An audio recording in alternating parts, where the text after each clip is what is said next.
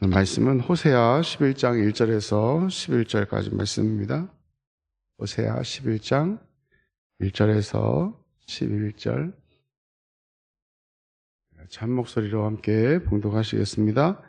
이스라엘이 어렸을 때에 내가 사랑하여 내 아들을 애굽에서 불러냈거늘 선지자들이 그들을 부를수록 그들은 점점 멀리가고 바알들에게 제사하며 아로새긴 우상 앞에서 분향하였느니라. 그러나 내가 에브라임에게 걸음을 가르치고 내 발로 안았음에도 내가 그들을 고치는 줄을 그들은 알지 못하였도다. 내가 사람의 줄 곧 사랑의 줄로 그들을 이끌었고 그들에게 대하여 그 목에서 멍에를 벗기는 자같이 되었으며 그들 앞에 먹을 것을 두었노라. 그들은 애굽 땅으로 되돌아가지 못하겠거늘 내게 돌아오기를 싫어하니 아수르 사람이 그 임금이 될 것이라. 칼이 그들의 성읍들을 치며 빗장을 깨뜨려 없이 하리니 이는 그들의 계책으로 말미암으니라. 내 백성이 끝끝내 내게서 물러가나니 비록 그들을 불러 위에 계신 이에게로 돌아오라 할지라도 일어나는 자가 하나도 없도다. 에브라임이여 내가 어찌 너를 놓겠느냐? 이스라엘이여 내가 어찌 너를 버리겠느냐? 내가 어찌 너를 아드마같이 놓겠느냐? 어찌 너를 스보임같이 두겠느냐? 내 마음이 내게 속에서 돌이키어 나의 긍휼이 온전히 불붙듯 하도다. 내가 나의 명렬한 진노를 나타내지 아니하며 내가 다시는 에브라임을 멸하지 아니하리니 이는 내가 하나님이요 사람이 아님이라. 내 가운데 있는 거룩한 이니 진노함으로 내게 임하지 아니하리라. 그들은 사자처럼 소리를 내시는 여호와를 따를 것이라. 여호와께서 소리를 내시면 자손들이 서쪽에서부터 떨며 오되 그들은 애굽에서부터 새같이 아수르에서부터 비둘기같이 떨며 오리니 내가 그들을 그들의 집에 머물게 하리라. 나 여호와의 말이니라. 아멘. 거룩하신 하나님, 거룩한 주일을 보내고 또 올해를 맞이했습니다. 하나님, 이 새벽에 우리를 부르시고 말씀으로 함께 하시며 또 말씀으로 우리가 세상에 나가 많은 일들을 경험할 때에 또 오늘 또 주시는 말씀을 통하여 새 힘을 얻어 힘있게 또 능력있게 권세있게 살아갈 수 있도록 하나님 인도하여 주옵소서. 주의 말씀 듣고 깨닫게 하시고 이 말씀 붙들고 살아갈 수 있도록 인도해 주옵소서. 감사하며 예수님의 이름으로 기도하옵나이다. 아멘. 징계의 목적이 뭘까? 우리가 우리 자녀들을 때론 잘못했을 때에 징계하시는 목적이 뭘까? 너 죽어라. 이제 끝이다. 이러한 목적으로 우리가 징계를 하거나 또 아이들에게, 우리 자녀들에게 그렇게 하지 않지요. 이 징계를 통해서 아이들이 어떻게 하기를 원하시죠? 다시 회복되고 바른 길로 돌아와서 온전한 삶을 살고 또 더 나은 삶을 살게 하려고 우리가 징계를 하거나 또 아픈 말을 하거나 예전에는 지금은 때리면 안 되는데 예전에는 우리 매를 들어 아이들을 이렇게 가르치고 이렇게 하지요. 그렇게 했을 때 반응이 있습니다. 그 징계를 받고 잘 돌아와서 또 부모의 말씀 따라 잘 살아가는 또 그런 자녀가 있는가 하면 어떻게 해요? 더 삐뚤어지는 경우들이 있어요. 징계를 받고서 돌아와야 되는데 부모가 나를 사랑하지 않나 봐. 우리 아빠가 나를 미워하나 봐. 그러한 생각을 가지고 좀 더 삐뚤어져서 잘못된 길로 가는 경우들도 있다는 것이죠. 근데 중요한 것은 분명한 부모의 사랑을 보여주어야 한다는 것입니다. 우리가 저도 아이들을 길러봤지만 아이들을 기를 때 때릴 때 그냥 막 때리지 않았습니다. 옛날에는 막 때리기도 했죠. 학교 선생님들도 마찬가지로 그냥 감정을 실어서 그런 경우들이 참 많이 있었는데 우리가 자녀를 징계할 때 또한 그러한 모습으로 또 자녀를 징계하면 안 되겠지요. 오늘 말씀이 하나님께서 이스라엘 백성들을 징계하시는 이 장면들이 나옵니다. 근데 왜 그렇게 했느냐? 오늘 말씀을 보면 이 1절 말씀에도 보면 2절 말씀에도 그렇고 애굽에서 그들을 불러내었고 또 그들을 더 나은 삶을 살게 하려고 그렇게 하나님 가까이 하기를 원하셨어요. 근데 2절 말씀 보니까 그들이 잘못했을 때 선자들을 통해서 그들을 부르셨다는 것입니다. 너희들 그렇게 살면 안 돼 라고 계속해서 부르셨다는 것입니다. 근데 중요한 것은 부르면 부를수록 점점 어떻게 했다고요? 2절 말씀 보니까 점점 멀리 했다. 그리고 바알들에게 제사하며 아로새긴 우상 앞에서 분향했다. 이렇게 이야기합니다. 하나님께 더 가까이 나아가야 되는데 그렇게 살지 아니했다는 것이에요.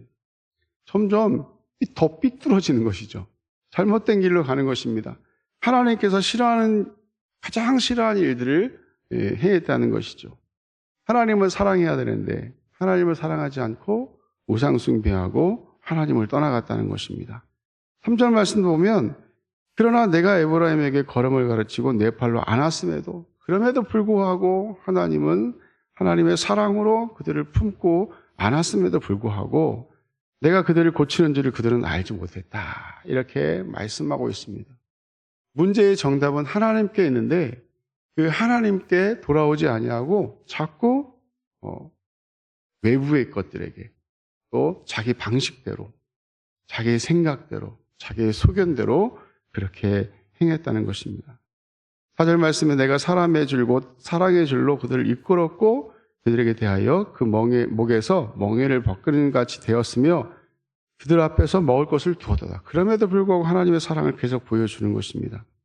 근데 그들은 애굽 땅으로 되돌아가지 못하겠거늘 내게 돌아오기를 어떻게 해요? 싫어했다.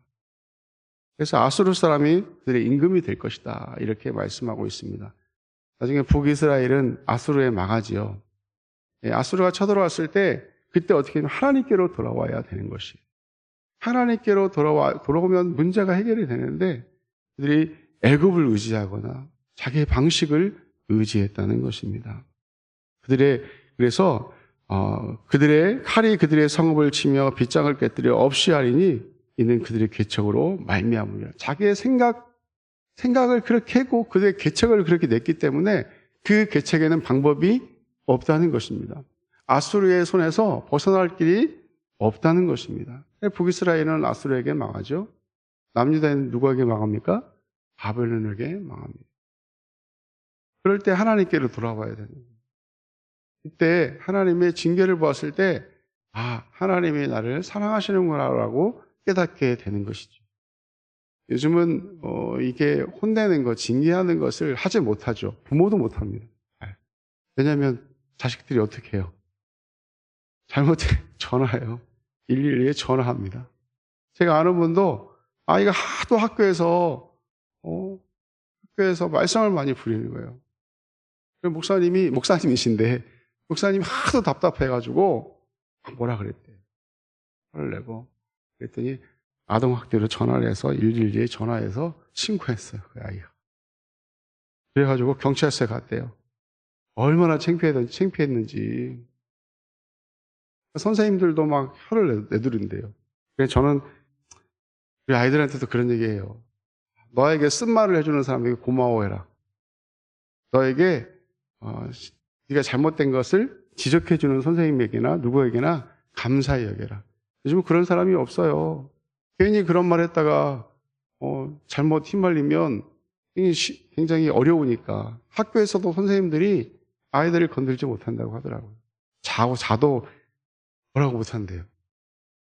그럼 세상이 점점 이상해지는 그런 세상으로 가고 있는 것 같아요. 우리 담임 목사님도 그런 말씀하셨지만 미국은 지금 차별금지법 때문에 아주 너무 어려운 일들이 너무 많대요.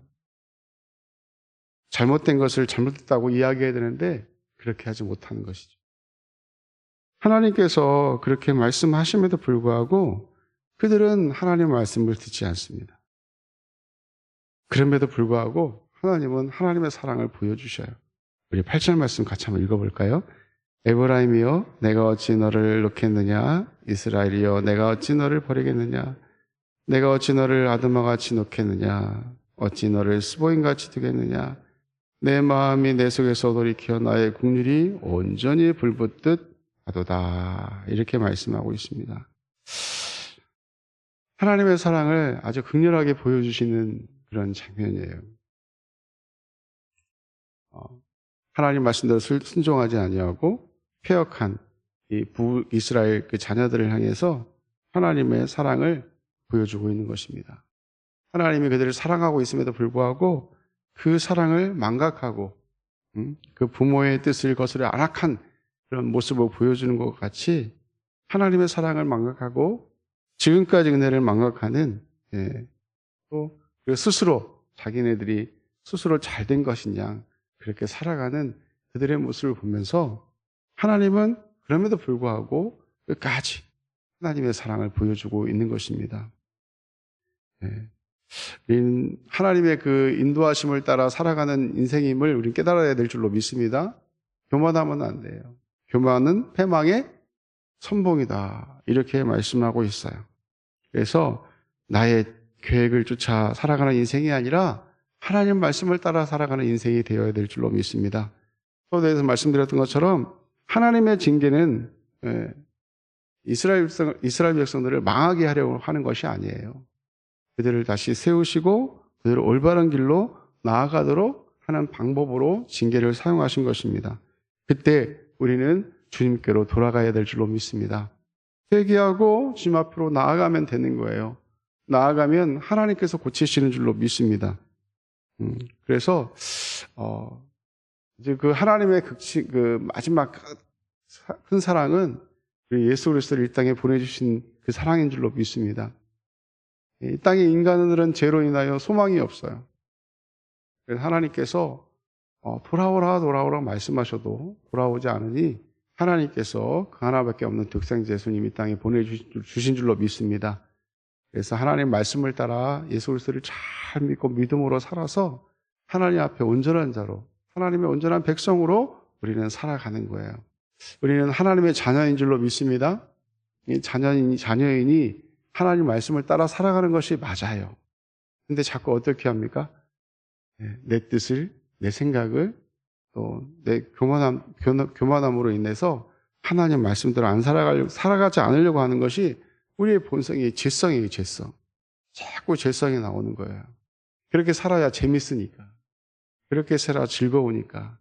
자꾸 그렇게 살아가려고 하는 우리의 그 죄성을 우리가 하나님께 내어놓고 기도하고 성령 하나님의 인도하심을 우리가 바라보면서 오늘도 우리 제목과 같이 포기하지 않으시는 하나님의 사랑. 우리가 아무리 도망가도요, 하나님 우리를 놓지 않습니다. 그래서 우리 이제 교리 중에 성도의 견인이란 말이 있어요. 이 성도의 견인은 뭐냐면, 여러분, 차가 고장나면 어떻게 되죠?